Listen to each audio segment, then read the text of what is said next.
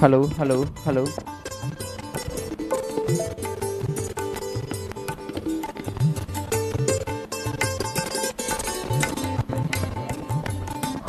hello, hello, hello,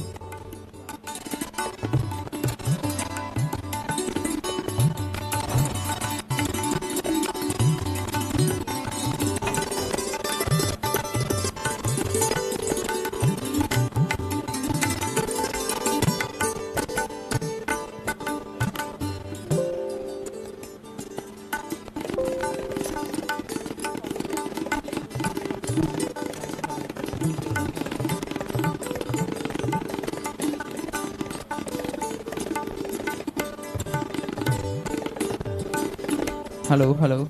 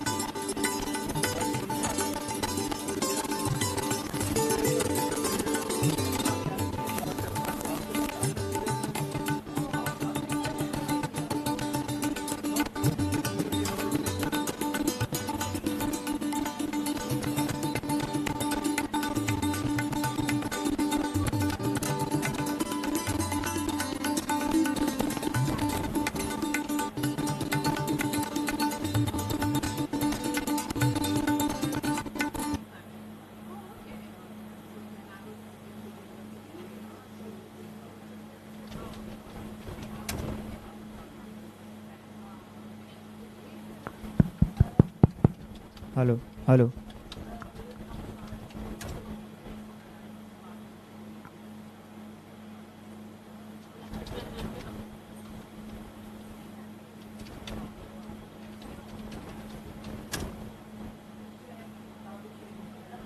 porter से सब deliver हो जाएगा। Single size king size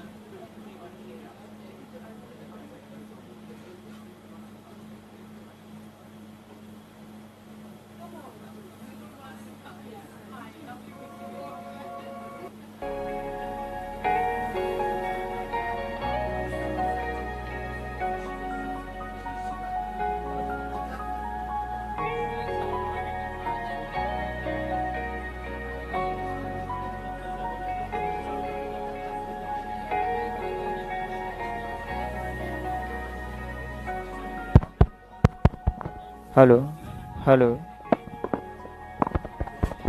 hello,